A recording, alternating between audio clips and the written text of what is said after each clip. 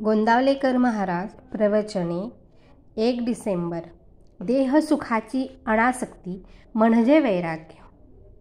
भगवंत असण्याची जी स्थिती तिचे नाव भक्ती आणि हा सर्व विस्तार माझा नाही या बुद्धीने राहणे याचे नाव वैराग्य. सर्व काही रामाचे आहे असे समजणे म्हणजे सर्वस्व रामाला अर्पण करणे होय. परमार्थाच्या आड काय येते? धन, सूत, दारा वगैरे आड येत नाहीत, तर त्यांच्यावरचे जे ममत्व ते आड येते. वस्तूवर आसक्ती न ठेवणे हे वैराग्य होय. ती वस्तूच नसणे हे वैराग्य नव्हे. एखाद्याची बायको मेली किंवा नसली म्हणजे तो विरक्त आणि असली तर आसक्त असे म्हणता येणार नाही. बायको असून लंपट नसेल तर तो विरक्तच आहे.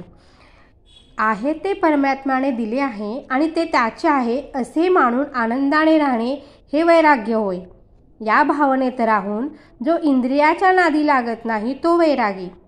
संसार हा नश्वर आहे हे ओळखून वागायचे आहे. तो टाकता येत नाही. त्यात राहून आसक्ती न ठेवली की तो टाकल्यासारखाच नाही का?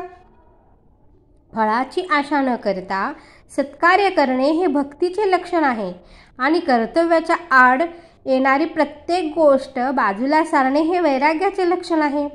आसक्ती न ठेवता कर्तव्याच्या गोष्टी करणे ही तपश्चर्या होय. देहसुखाची अनासक्ती किंवा हवे नकोपण टाकणे म्हणजेच वैराग्य. खरोखर विचार करा, प्रपंचात मनासारख्या गोष्टी कुठे मिळतात? त्या मिळणे न मिळणे आपल्या हातातच नसते. अमुक हवे अथवा नको असे कशाला म्हणावे? असे न म्हणता रामाचेच होऊन राहावे म्हणजे झाले.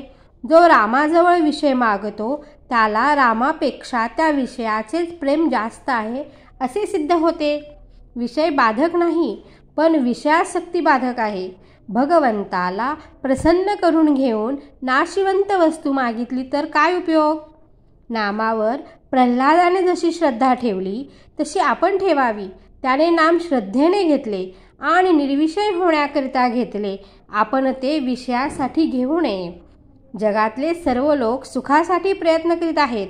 शास्त्रांचे पुष्कळ संशोधन होऊन इतकी सुधारणा झाली त्यामुळे देहसुख पुष्कळ वाढले, पण मानव सुखी झाला नाही. आजारी माणसाचा ताप जोपर्यंत निघत नाही तोपर्यंत त्याचा रोग बरा नाही.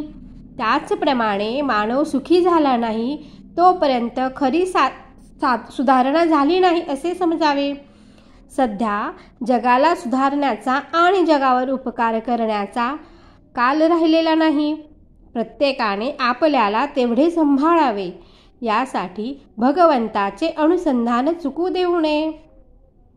मग धोका नाही. सगळ्यांनी असा निश्चय करा की भगवंताच्या नामापरत्या गोष्टी ऐकायच्या नाहीत. जे मिळेल त्यात समाधान मानायला शिका.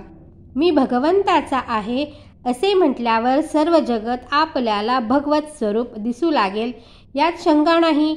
ही केवळ कल्पना नाही, आपण अनुभव घेऊन पाहत नाही. त्यासाठी नामस्मरणात आपण राहूया. जगात भगवंता वाचून सत्य वस्तू नाही ही ज्याची निष्ठा तोच खरा योगी, ज्ञानी आणि परमार्थी समजावा.